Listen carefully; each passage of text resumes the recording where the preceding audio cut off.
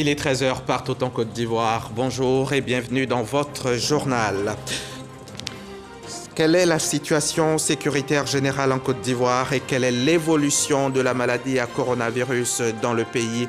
Voilà les deux points principaux à l'ordre du jour de la réunion du Conseil national de sécurité qui s'est tenue hier jeudi, réunion présidée par le chef de l'État, le président Alassane Ouattara.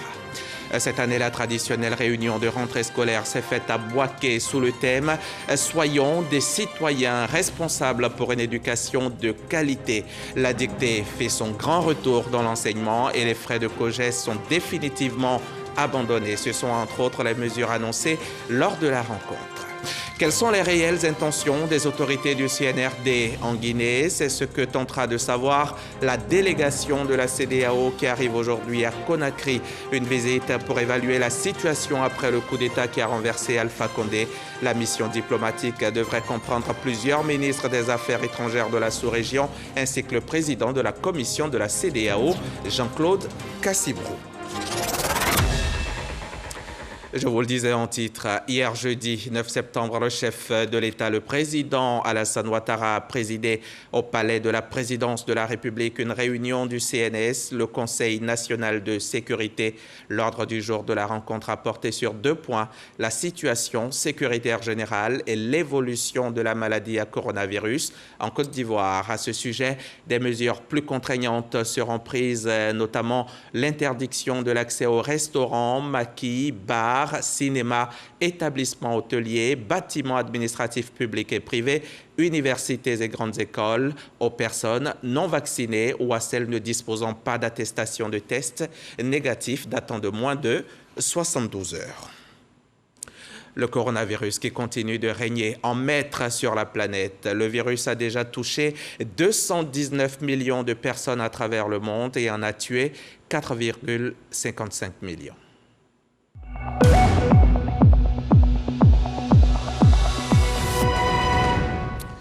Depuis plusieurs semaines maintenant, plus d'un jour ne passe sans que la Côte d'Ivoire n'enregistre des morts. Hier encore, ce sont 4 patients qui ont perdu le combat contre le coronavirus. 131 personnes ont été nouvellement contaminées dans la même journée. Nous sommes à ce jour à 57 424 malades de Covid en Côte d'Ivoire depuis mars 2020 et 492 décès.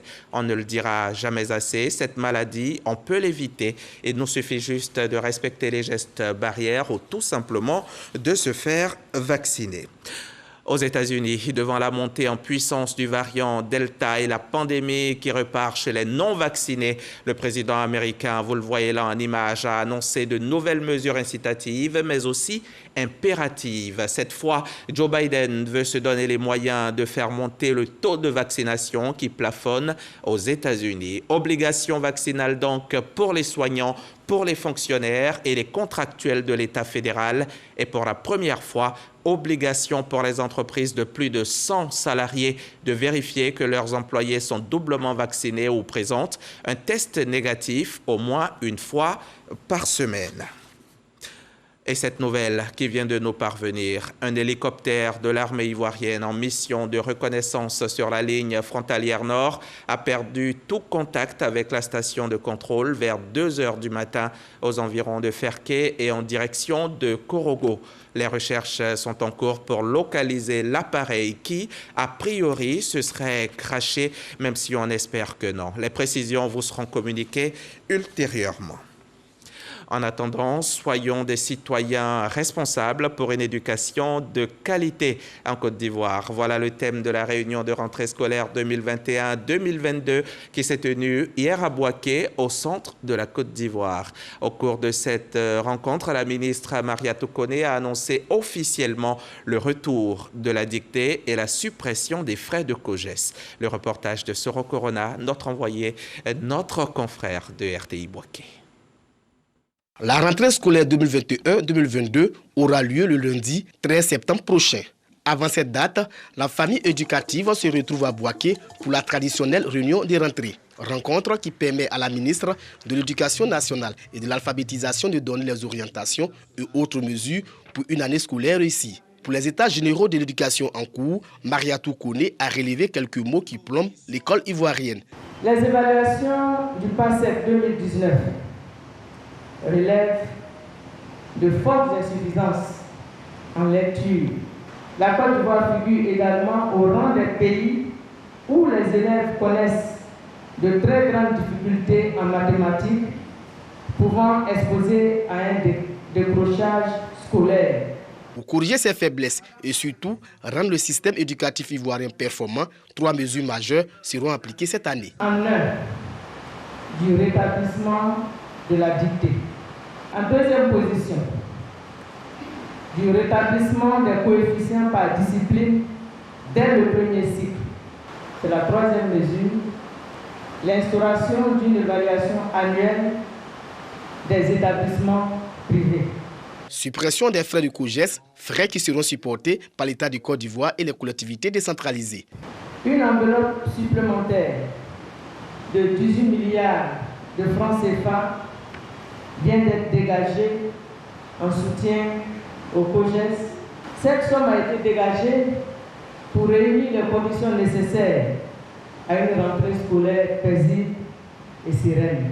À ces mesures viennent s'ajouter la création des centres d'alphabétisation dans toutes les écoles et surtout l'interdiction des ventes d'alcool aux alentours des établissements scolaires. Maria Toukouni a également lancé la campagne de vaccination contre la Covid dénommée Zéro Covid à l'école. Une campagne qui a débuté avec la drainade de Bouaké et va s'étendre à toutes les directions régionales du pays. Des mesures saluées par les acteurs de l'éducation. Nous saluons toutes ces mesures que Madame le ministre vient d'annoncer.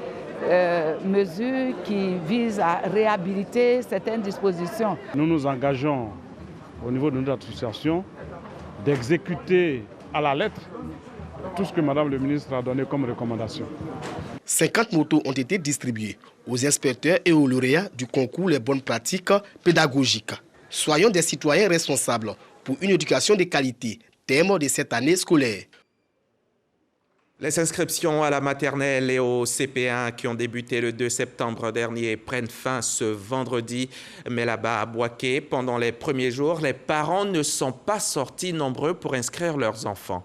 Charles Tatou a posé la question du pourquoi à quelques-uns d'entre eux et la raison évoquée, eh bien, c'est la pluie.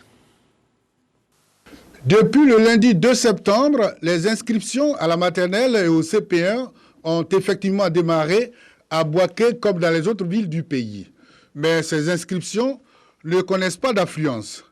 Ici, au groupe scolaire Belleville 2, comme on le constate, les parents d'élèves arrivent au compte-gouttes.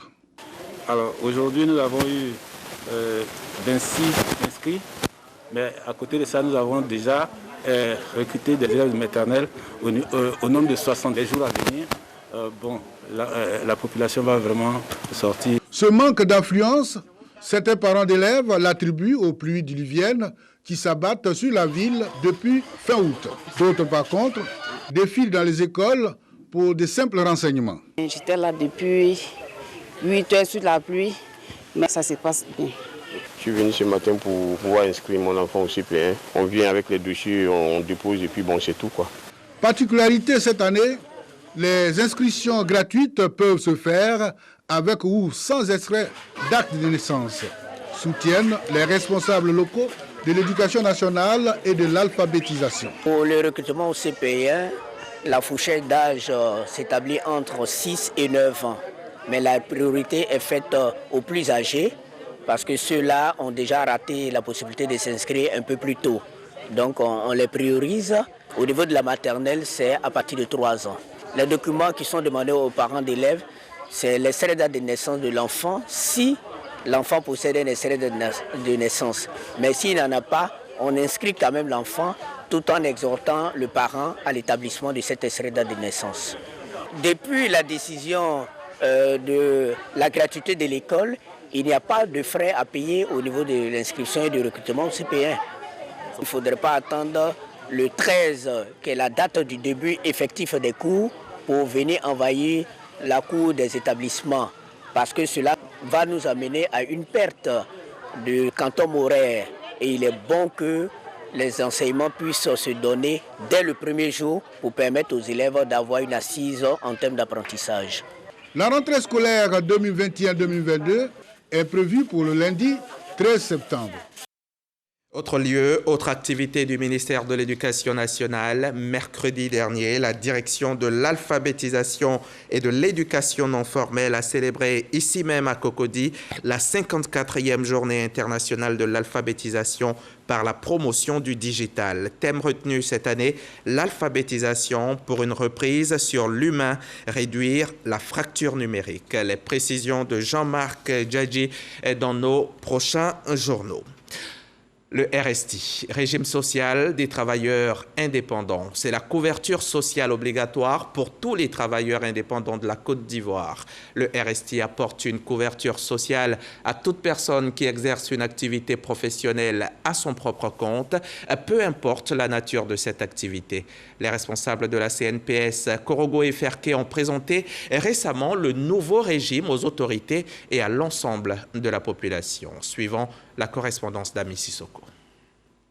Assister toutes les catégories de travailleurs indépendants en cas de maladie, d'accident, de maternité et de retraite à travers des prestations sociales. C'est ce que vise la Caisse nationale de prévoyance sociale CNPS en mettant en place le régime social des travailleurs indépendants RST. Ce nouveau régime de sécurité sociale a été présenté aux autorités administratives, traditionnelles, religieuses et représentants des corps de métier des régions du Poro et du Tchologo, afin qu'ils s'en approprient pour sensibiliser la population sur les avantages.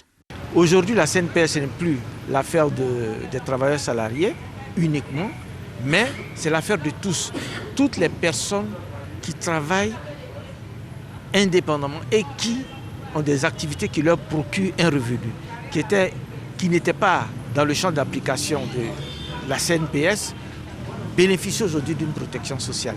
Du commerçant à l'artisan en passant par l'agriculteur, tous pourront bénéficier d'indemnités de pension viagère en se faisant immatriculer à la CNPS de Korogo et en payant régulièrement leurs cotisations. À cette liste s'ajoutent les sportifs, les guides religieux, les Ivoiriens de la diaspora et les non-nationaux. C'est une belle initiative pour nos mamans surtout. Lors des maternités, ça va vraiment faciliter la tâche puisque avec leurs revenus, elles sont payées durant les congés de maternité à 100%. Ce nouveau bébé qu'on vient de nous présenter, je pense que c'est à nous de le prendre avec les deux bras et faire en sorte qu'il puisse grandir. Puisque lorsqu'on travaille et qu'on n'a pas, comment dirais-je, de retraite, c'est pas facile. Le régime social des travailleurs indépendants est obligatoire pour tous les travailleurs indépendants. Les cotisations varient entre 3 600 francs et 21 600 francs par mois pour ces travailleurs indépendants, estimés à 7 millions de personnes en Côte d'Ivoire. C'était un reportage d'Ami et Sissoko. Parlons à présent de la promotion de la femme. Nassana Batouré, la ministre de la Femme, de la Famille et de l'Enfant, a reçu cette semaine son homologue du Togo pour parler justement promotion de la femme dans la sous-région ouest-africaine. Une rencontre entre les deux ministres pour insister sur les droits des femmes, mais aussi de la protection de l'enfant. On en saura plus avec Salimatou Dia dans nos différents prochains journaux. Je vous emmène maintenant à Padiegnan, un village de Yakassé-Féassé dans le département d'Abengourou. C'était un peu plus de 200 km d'Abidjan. Padiegnan était en fête le week-end dernier, une fête pour célébrer le développement. La petite localité, jadis sans infrastructure, est aujourd'hui un village moderne. Vous allez le voir dans ce reportage signé Herman Niamia, notre correspondant sur place. Padiegnan est un village de la sous-préfecture de Yakassé-Féassé dans le département d'Abengourou. Grâce aux actions conjuguées des fils et filles de cette localité, Padiegnan, qui n'était qu'un petit village, est aujourd'hui une cité moderne disposant de la plupart des infrastructures pour prétendre au développement. Mais ce développement a été suscité par un homme, Émile Constant Bombé. Alors sous-préfet central d'Abengourou dans les années 70, il a contribué au lotissement de ce village et a encouragé les habitants à construire des maisons modernes. Et sous son impulsion, le village a enregistré ses premières villas, 17 au total. Mais mieux, le village a été raccordé au réseau électrique national et a bénéficié de l'adduction en eau potable. Plus de 45 ans après, Padiegnan, avec ses 2000 âmes, fait la fierté de tout le département d'Abengourou. Les populations ont donc décidé de marquer le pas, faire le bilan de ce qui a été fait pour mieux se projeter dans l'avenir et aussi traduire leur reconnaissance à ceux qui ont posé les jalons du développement du village. C'est à partir de 1975 qu'il a commencé l'opération de lotissement du village de Padigna, qui n'était pas un village vraiment louable à ce temps. Mais grâce à lui, le village a été bâti et en 1981, le village a été lauréat de la Coupe nationale du progrès. Le ministre d'État Émile Constant Bombé s'est dit honoré qu'il soit associé à cette cérémonie où l'on parle de développement. Après 45 ans de séparation, merci Padigna. Merci Padigna de me gratifier d'une nouvelle jeunesse ce jour, à travers cette démarche éminemment républicaine. L'alliance désormais tissée avec le village de Padigna, l'ex-sous-préfet central d'Abengourou, a sollicité un jumelage avec son village. En accord avec les autorités coutumières et les cadres de mon village, il nous plaît de déclarer solennellement, ici et maintenant, le jumelage entre le village de Padigna, dans la sous-préfecture de Yakassé-Féassé, département d'Abengourou, et le village de Gouenier, de la sous-préfecture de Zéro, département de Bangourou. Les populations ont marqué leur accord pour ce jumelage et pour le matérialiser, Émile Constant Bombé a été investi chef traditionnel avec pour nom de règne Nana Kwaku II du nom du fondateur de Padigna. Elles ont aussi baptisé le quartier des premières villas de son nom. De retour ici à Abidjan, on va faire une halte à la rotonde du Palais des Sports de Treichville. Sur place, les éléphants basketteurs viennent de recevoir une autre distinction, outre leur médaille d'argent obtenue à l'Afrobasket. Le ministre des Sports a tenu à saluer leur mérite en les élevant au grade de chevalier et d'officier dans l'ordre du mérite sportif. C'était en présence de nos confrères de RTI Sport, Arsène Kouassi et Jean Esso. Après leur brillant parcours à l'Afrobasket 2021, sanctionné par une médaille d'argent, les éléphants basketteurs reçoivent les honneurs de la nation à travers une cérémonie d'hommage et de décoration.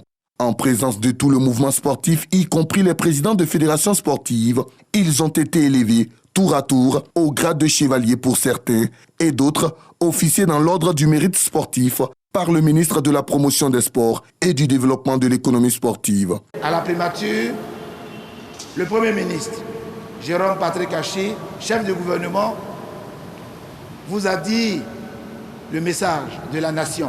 Il nous a donc instruit aujourd'hui, à la demande du président de la République, d'organiser cette cérémonie solennelle pour vous traduire la reconnaissance de la nation. Et comme il fallait s'y attendre, à l'issue de cette sympathique cérémonie d'hommage et de décoration, les émotions étaient perceptibles au niveau des vice-champions d'Afrique. Je suis très content parce que j'ai été honoré ce jour de la main du ministre des Sports et de l'économie sportive, Paulin Dao.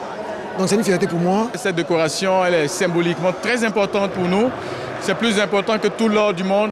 Autre temps fort de ce moment historique, les pachydermes ont remis le maillot du ministre Paulin-Claude Dao, suivi de quelques lancers francs en symbiose avec ses protégés. Et le moins que l'on puisse dire, les héros de Kigali peuvent avoir le sentiment du devoir accompli en attendant la première phase des éliminatoires de la Coupe du Monde 2023 qui se disputera du 22 novembre 2021. Mais bien avant ces échéances, la Côte d'Ivoire sera à l'honneur à l'Afrobasket Dames 2021 à Yaoundé au Cameroun du 18 au 26 septembre, dont le passage de témoins s'est fait entre les vice-champions d'Afrique et les dames.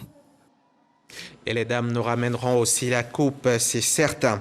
L'actualité hors de nos frontières à présent. La délégation de la CEDEAO arrive finalement ce vendredi en Guinée. Une visite pour évaluer la situation 5 jours après le coup d'État qui a renversé Alpha Condé. L'organisation ouest-africaine s'est déjà penchée sur le cas Guinée mercredi lors d'un sommet extraordinaire. Elle a suspendu le pays de ses instances et exigé une nouvelle fois la libération du président qui est pour l'instant retenu dans un lieu tenu secret. On va refermer ce journal, mais avant, je vais vous faire écouter le communiqué qui a sanctionné la réunion du Conseil national de sécurité d'hier jeudi 9 septembre. On écoute Fidel Sarasoro. Le président de la République, Son Excellence M. Alassane Ouattara, a présidé ce jeudi 9 septembre 2021 au palais de la présidence de la République une réunion du Conseil national de sécurité. L'ordre du jour a porté sur 2 points: la situation sécuritaire générale et l'évolution de la maladie à coronavirus 2019 en Côte d'Ivoire. Au titre de la situation sécuritaire générale, à la suite de la présentation faite par le ministre de l'Intérieur et de la Sécurité, le Conseil national de sécurité a noté avec satisfaction une nette amélioration de la situation sécuritaire générale.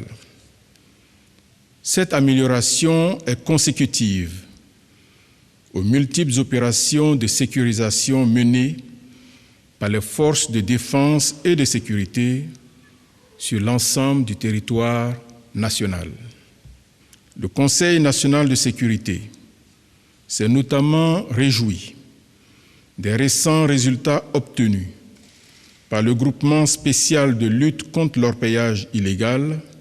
Ainsi, pour le mois d'août 2021, le bilan des opérations menées par ce groupement s'établit comme suit: 35 sites d'orpaillage illégal démantelés, 233 personnes interpellées, 6 350 abris de fortune détruits, 18 concasseurs, 17 tricycles, 49 motopompes, 15 motos, 36 dragues et 117 broyeuses détruites, 85 poclins, 2 bulldozers, 1 dépanneuse, 3 porte-chars, 115 motos, 162 motopompes, 70 groupes électrogènes et 9 armes saisies. Le président de la République, tout en félicitant les ministres en charge de la défense et de la sécurité, ainsi que les grands commandements pour l'amélioration de la situation sécuritaire générale, les a instruits à l'effet de poursuivre les opérations de lutte contre l'orpaillage illégal et le grand banditisme. L'analyse de la situation sécuritaire générale a également fait ressortir une baisse du nombre d'accidents de la voie publique avec 1377 cas enregistrés en août 2021 contre 1518 en juillet 2021, soit une baisse d'environ 9%. En outre, le ministre en charge de la sécurité a informé le Conseil national de sécurité de la mise en œuvre de l'opération répression des usagers des engins à 2 ou 3 roues pour non-port de casque dans le district d'Abidjan par la gendarmerie nationale. Ainsi, sur la période du 27 avril au 29 août 2021, cette opération a permis la saisie de 32 967 engins, la délivrance de 176 390 amendes forfaitaires pour un recouvrement estimé à 271 45 500 francs CFA. Au regard de ces résultats encourageants, le président de la République a félicité le Premier ministre et l'a instruit à l'effet de poursuivre la mise en œuvre des réformes initiées dans le cadre de la lutte contre l'insécurité routière et l'incivisme sur les routes ivoiriennes. À ce titre, le chef de l'État s'est réjoui du déploiement effectif de la vidéo-verbalisation par le ministère des Transports. Au titre de l'évolution de la maladie à coronavirus 2019 en Côte d'Ivoire, le ministre de la Santé, de l'Hygiène publique et de la couverture maladie universelle a fait un point de situation sur l'évolution de la pandémie de Covid-19 en Côte d'Ivoire.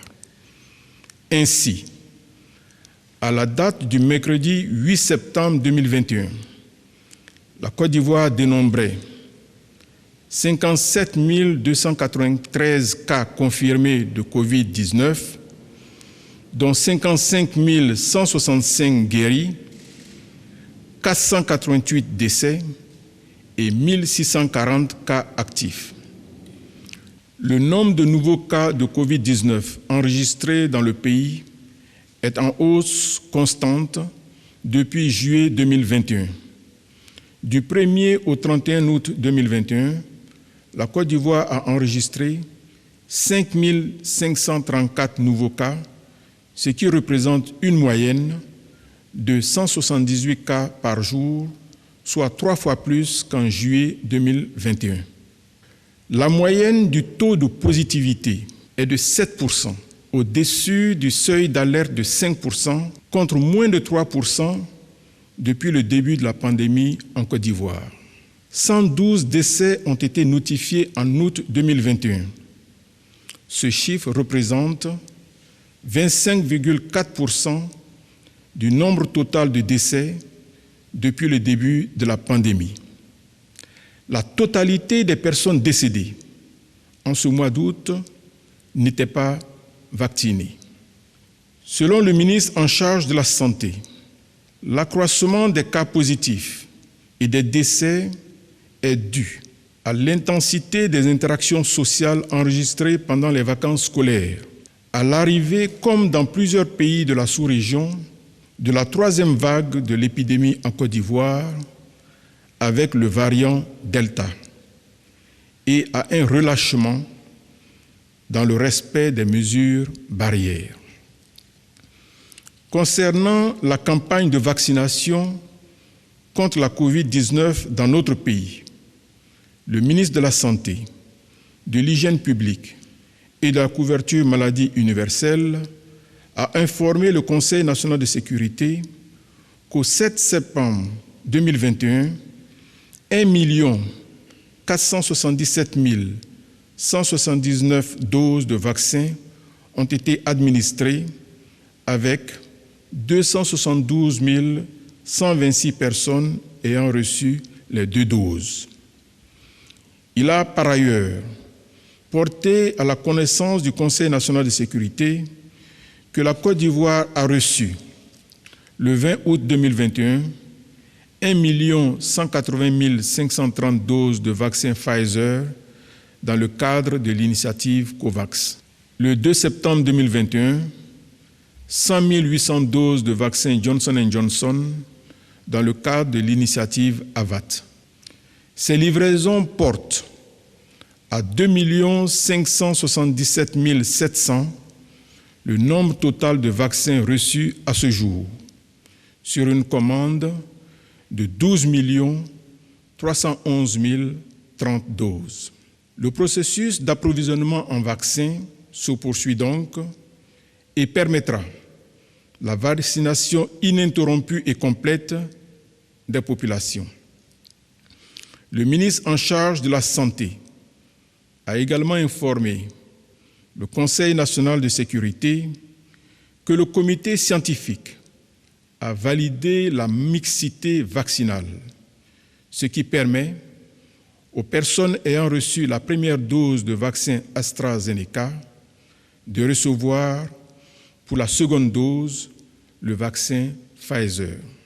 Face à ce point de situation sur l'évolution préoccupante de la Covid-19 constatée récemment en Côte d'Ivoire, le Conseil national de sécurité, tout en rappelant que le strict respect des mesures barrières et la vaccination demeurent, à l'heure actuelle, les seuls moyens de contrôler efficacement l'épidémie, a décidé, notamment pour le Grand Abidjan, qui demeure l'épicentre de la maladie, des mesures suivantes. Le lancement d'une vaste campagne de sensibilisation sur la vaccination en vue notamment de la vaccination avant le 15 octobre 2021, au moins pour la première dose, des catégories de personnes jugées les plus exposées et listées ci-dessous.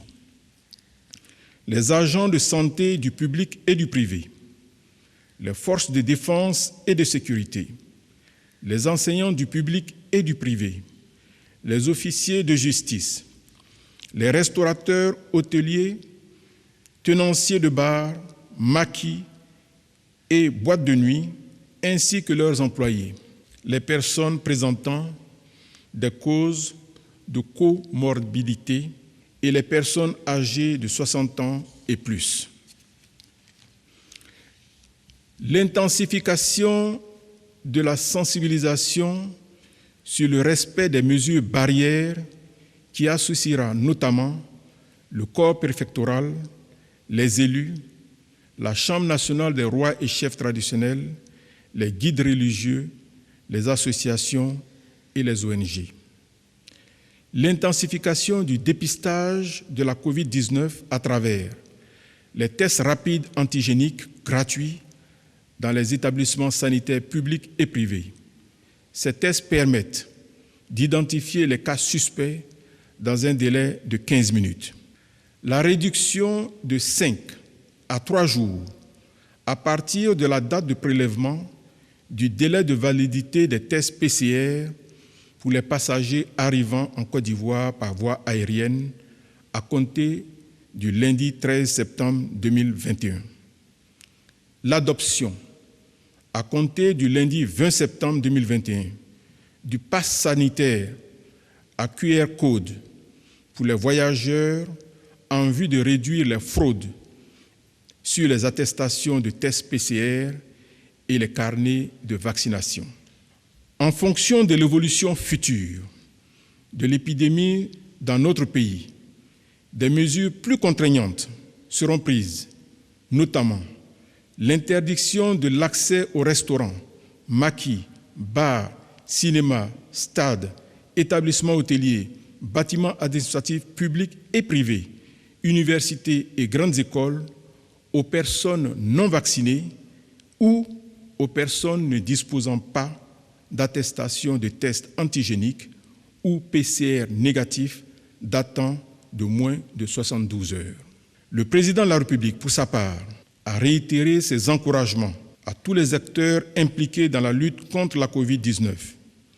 Il a exhorté à nouveau les populations vivant en Côte d'Ivoire à se faire vacciner, à porter les masques dans les espaces et lieux publics, ainsi que les transports en commun, à se laver régulièrement les mains et à respecter la distanciation sociale. Enfin, le chef de l'État a instruit le Premier ministre à l'effet de prendre toutes les dispositions nécessaires pour le démarrage le plus rapidement possible de la production locale de vaccins anti-Covid-19 en Côte d'Ivoire. Fait à Abidjan le jeudi 9 septembre 2021. Fin de ce journal. Merci de nous faire confiance. À demain, 13h.